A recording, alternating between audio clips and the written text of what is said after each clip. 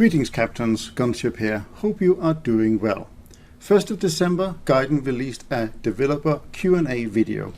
In the video there are 8 questions, all related to naval in some way. In this video I will play you each of the QA first, and then give you my naval opinion afterwards and what I think it will mean for the game. First, here's a quick summary of what we are going to go through. Number 1, expanding or reworking naval. Lower the matchmaker to 7.0 from 1.0. Lowering the grind. Should Gaijin share a roadmap for the game? What about the 3-pointer capture system? Is that getting a bit old? A new game mode for fleet, especially when we're talking cruisers and battleship. Fleet confrontation, I think here they mean EC. And again, another question about Air EC and Naval EC combined. Question from Matt. Are there any plans to expand or rework sea battles? Let's clarify that we're speaking not about sea battles, but rather naval ones, which could be either sea battles or the fleet itself. Yes, generally speaking, a player wants more actual naval gameplay, to play sea battles in helicopters and reactive aircraft, and to see modern vessels. It's true big ships are limited to the First and Second World War periods. There are some individual post-war ones, but not many. I think we'll add more recent vessels over time, but there's an issue concerning missile weaponry, since modern naval vessels have other weaponry, and this would require us to create complete new mechanics and would fundamentally change the gameplay. The battle actions would be aimed over the horizon. Even top artillery ships shoot close to over the horizon, but for missile ships, the distance of an armed shot increases drastically. And of course, there are less opportunities for tactics and aiming, since they rely on their AA defense and the weight of their volley. So if you have inferior AA defense that doesn't provide full destruction of incoming missiles, you'll be hit. If it does provide it, you most probably won't. Of course, there are some opportunities left, such as creating interference, so there is room for gameplay opportunities, but it would require difficult and dedicated work. Back to the question. So, are there any such plans? Yes, we have such plans. We can and do add anything that provides gameplay to the game. It's not the date of a naval vessel's release that's crucial. Rather, it's the capability of it to provide gameplay and players interested in it. In the future, there'll be more and more modern ones. It was a great question. The naval response is very simple. It would be a crying shame if we did not see a long and slow progress going forward, showing all the great battleships from Japan, United Kingdom, US, France, where's France in the game, before we start going into missile thunder for naval vessels. I can understand that the Russians' last great battleship is the Paris Commune, but it has had its time. It is now time to see all the great battleships for all the other naval nations that was present under the Second World War. Please let us enjoy all these great ships first, before we start putting in missile destroyers. Naktok asks us, are you planning to change the BR spread to 0.7? Any pair of vehicles with a difference of 1.0 suffers. I think if the spread would be 0.7, the game would become easier. Any decrease of dispersion in which matchmaking finds players, right now it's a 1.0, a decrease to 0.7 or even 0.3, will result in a decline of sessions, both in finding players, which would take longer, and in diversity of battles, as it's not so interesting to play against the same vehicles over and over again. If the balance brought it to the absolute, while using a tank for example, you'd have to be opposed by exactly the same tank. Only such conditions will be totally fair, with any other giving advantage to one side or the other. We believe that the difference of 1.0 is the minimal spread of BRs, which on one hand provides an interesting gameplay experience and diversity in battle situations, and on the other it doesn't make players with the difference of 1.0 totally useless on the battleground, considering that a tank in the game can be destroyed by a single shot. I don't think this is as much of a problem as in the games where you need to land multiple shots. We have special matching settings that limit the amount of vehicles with maximum BR in case the battle was formed with the maximum difference, So if we have a battle in which players have both 5.0 and 6.0 rated vehicles, for this session we fix the amount of players using 6.0 vehicles and even the previous 5.7 rated ones. This way, even if you're on the bottom of the list, you'll always see a player in opponent's team that has the same BR as you.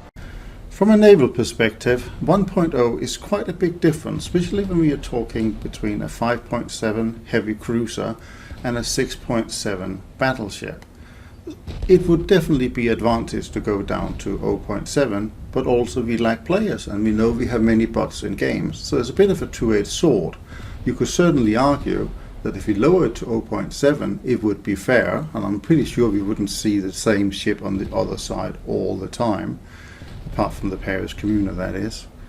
So I think actually the 0.7 has a case, and it's really bad of the developer to try to focus and drag it down to 0.3 or 0.0.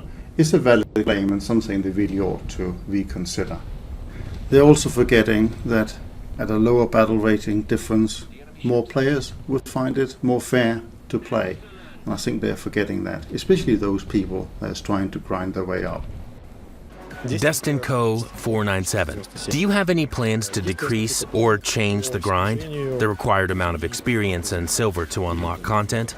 You've added hundreds of vehicles in the last few years, but the player's income in the game stays the same. The intended time of progressing after which a player finishes the game, that is, the time needed to get top content, is determined not by the time needed to get access to every top vehicle of every nation in the game, but rather by the time one spends to get the top tiers in one nation. Therefore, different nations are viewed as simply parallel economic games, so you can finish the game once maxing one branch, then finish it once again with a different nation. It'd be strange to unlock the top vehicles in the Soviet branch, for example, and automatically get the tops of other nations for it. Based on this, we have a certain amount of progression time for a player, and it may change when new vehicles are introduced to the relevant branch. It does happen from time to time. We're not only adding new nations, but new vehicles to the existing branches as well, both top and middle vehicles of it. And all of it increases the amount of silver and research points needed to get a top tier. In case certain limits are exceeded, we do rebalance the corresponding branch and reduce the amount of silver and experience required for a top. We keep a table here, which you can see on the screen now. It shows you how the prices of tops and silver and experience are reduced. In absolute values, there's a huge difference, so the process of getting a top was greatly accelerated. Usually it happens after we introduce a new rank. When there are enough vehicles in the rank, all the previous ranks' prices are usually reduced, concerning the income in the game. You can see a table representing the changes in last year's earnings and repair cost. It's visible that while the rewards changed, and they did actually reduce, repair prices were also altered. If you compare the balance, you can see that in case of ground vehicles, those changes were in favor of players. Aviation stayed the same in some updates, but in the others, it was also rebalanced favorably for the players. Fleet had a flaw because of the mechanics of naval battles. Players were underpaid, and we've been consistently improving it, although the repair cost also increased, as these two things are bound to each other. I got two major points to make from a naval point of view. First, the cost and research of coastal ships are way too high, and that's because they get mixed in with the blue water fleet, of course. But I don't know of anybody that really enjoys the grind and time it takes to now get a good coastal fleet. You might have had it because historically the fleets were combined and you have the ships from that time, but if you're new to naval, it's a very long and hard road to get top coastal ships, so that should definitely be looked at. The second point is the cost of repairing naval vessels. Yeah, they may have improved the silver lines that you earn from it, that is very true, but the cost of repairs of battleships of 80,000 silver lines per time is just ridiculous, and they really haven't got a clue here. I think when they say they do play their own game, maybe naval is not really something they play a lot of. I hope they do reconsider and change this. Why don't you have any roadmap in the game? I think it would be useful and could reduce the amount of negativity and help players give valuable feedback. It's a good question. Roadmap is a double-edged sword. On one hand, it presents the plans for the future. On the other, if those plans for some reason are canceled, there would be conflicts. You promised but didn't do it. Plans may change for different reasons, because something more important is about to be introduced, for example. It's like in a good saying, plans are useless, planning is priceless. There are some advantages, of course. It's kind of a manifest for players, but it also reduces the significance of a surprise. After all, if all the plans for the year are set, it'd reduce the joy of waiting for something new to come. And how should we make teasers? What would be there to impress you with? Just as I said, there are pros and cons, but it's not a bad idea to present our main development directions of the project. We'll think it through. I think some form of roadmap would be a good idea, or maybe more of a consultation with players, maybe showing here's 3 ideas we are thinking about, vote for the one you like the best. It seemed to be a very closed company when it comes to sharing what they do and what they intend to do next. If you look at a game like Hell Let Loose, there's dev blogs every week showing what's going on and what's happening and what they intend to do in the future, and that doesn't stop the players at all from being excited about it. So I think that there is definitely room for improvements here.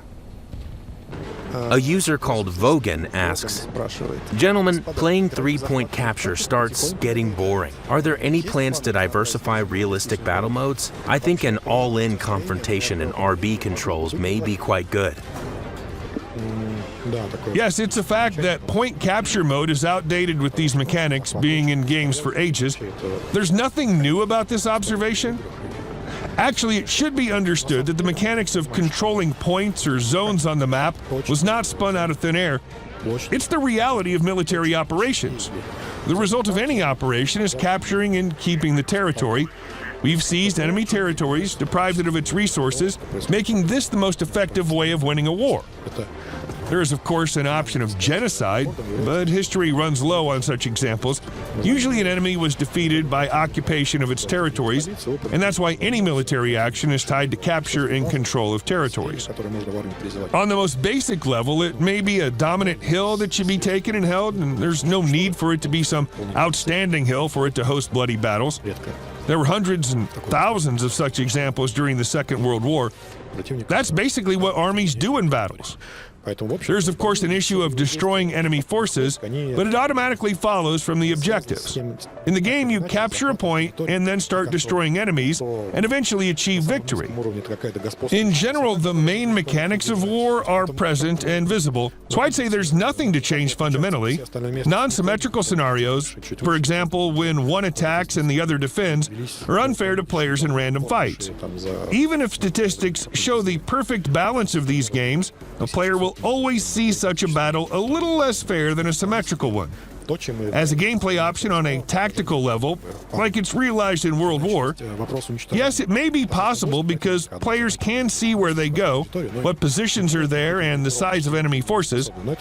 With this meta gameplay in mind, such battles can be interesting, but in case of random battles, they cause some questions to arise, just like convoy battles, which also look relatively unfair. We had convoy mission experience during events in which one team escorted ships and the other had to destroy them. Although we managed to achieve a statistical balance of 50-50, both sides criticized it, and there was nothing we could do with this. Cosmetic improvements such as more points or showing them as more obvious positions rather than just squares on the map, that's what we're trying to do. We make attempts to bind points to some parts of the map, a town here, a village there, a river crossing somewhere else. That's our development direction. But I wouldn't agree that it's totally outdated and can't be used anymore. Among other things, it may be possible to capture 1 point instead of 3. Yes, this is quite obvious, but we're still speaking about control of a point in a map. Be it one of them or 3, nothing will change fundamentally. So answering the question as a whole, we will stick to point capture, but it will be improving in several ways. The answer is that's mainstream, and there's not much to add in a form of short random game sessions. We need fairness, symmetry of game mode, clarity, and simplicity. As the main game mode, it'll probably stay the same, but the appearance of new mechanics is possible. In naval battles, especially when you're talking cruisers and battleships, it's really annoying just to be outcamped by small ships that takes a and B point really early on in the game. There's two things that can be done here. A, the circles could be in different places, or B, consider making it so the weight of the ship has an impact on the time it takes to capture, or the combined weight of the ships. So a small boat on itself will take a really long time to capture a point, whereas if there was a destroyer and a cruiser in there as well, it would be a lot quicker. That would probably make it a lot fairer. There could also be a way of maybe saying the combined fleet take up this much of the battlefield or the central point of the map, and therefore there will be kind of a percentage sway towards how much of the map you have captured or how well you have done it. I think there is definitely room for improvement here, and a little bit thinking out of the box to make it a much more enjoyable gameplay, especially for naval when we are talking cruisers and battleships. Starpalm asks us, when will there be new game modes for fleet? There are no confrontation events for half a year. There are no plans to make it permanent. Everyone is stuck on point capture maps. This gameplay may be adequate for mosquitoes and destroyers, but cruisers and dreadnoughts look silly spawning 9 kilometers away from each other. The question is similar to the previous one in what concerns points and ground fights. The main objective is the same. The goal of the mission is to make players confront each other and not try to somehow run and hide. There should be action on the map, so it'd be interesting. That means damage should be done, counterfire should be evaded, and enemies should be destroyed, whether they're in the skies, in the sea, or on the ground. Location and mission just provide it all in a complex and give some new opportunities, such as flanking or cover for speedboats that allow them to appear unexpectedly near large ships. For bigger ships, there should be space for a maneuver and so on. That's what we want to show in the game, because day-long races between ships won't be interesting for most players. Everyone likes action, confrontation, and battles. There's nothing bad in seeing an enemy right after the spawn and rush into the fight. There's everything wrong with that. Just take African Coast, my dear developer, and you spawn your 5.7 ship next to a 6.7 battleship and gets destroyed straight away in one shot. Tell me why that is great gameplay. No, you really need to rethink this particular point here, and it just shows that you do not play naval. In addition to this question, Andrei Podvysotsky asks about fleet confrontations. It's a rather demanding game mode, both in relation to its development and debugging, and concerning what it takes to maintain and balance it. It takes much of our resources, but we don't give up on it. We'll include confrontation as events. I'm deeply disappointed with the answer here, but we'll just take one more question and then we'll answer them both together. Question from Sir Bowser Felix. Will we have aviation and fleet confrontations as common game modes in random battles? Most probably no. The very mechanics are designed for a different game type.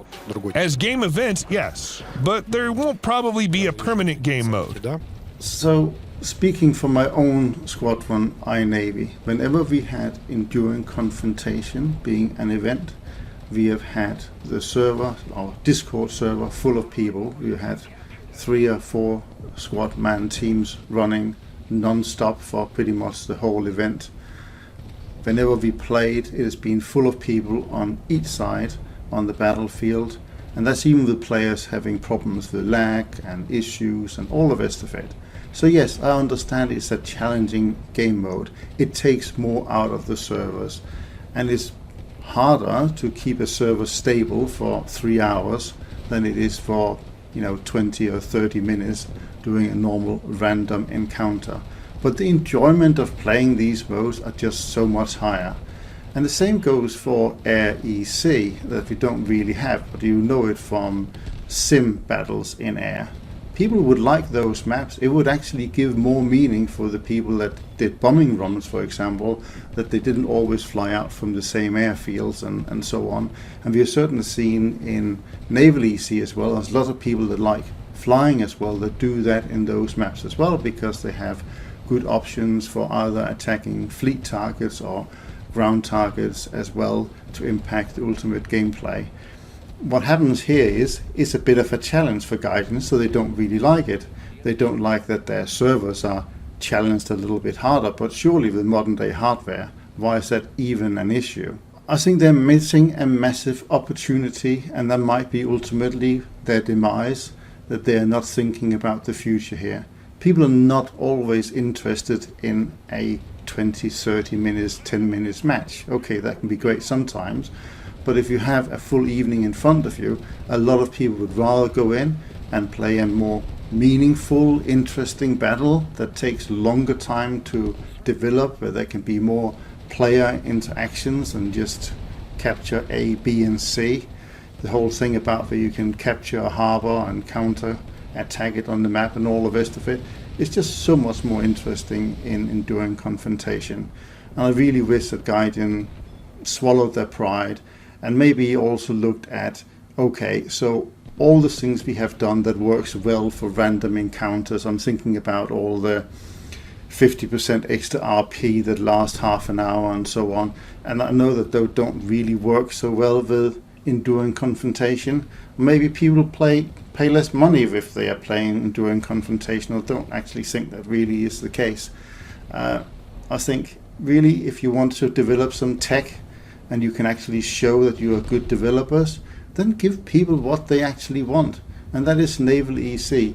The forums are full of posts for people that have been begging for naval enduring confrontation, and I simply do not believe in 2021-22 that it is not possible to make naval enduring confrontation even with 64 players on each side and have a fantastic battle.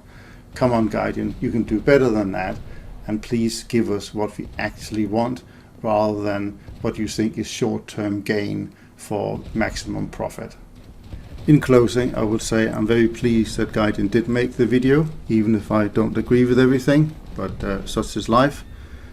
For you guys that has been watching, thank you very much indeed, and I look forward to your comments down below. I will try and reply to as many of them as I possibly can, and hope that united we can persuade Gaijin that Naval EC is where we would like to see some improvements, because I know I'm not alone in this for sure.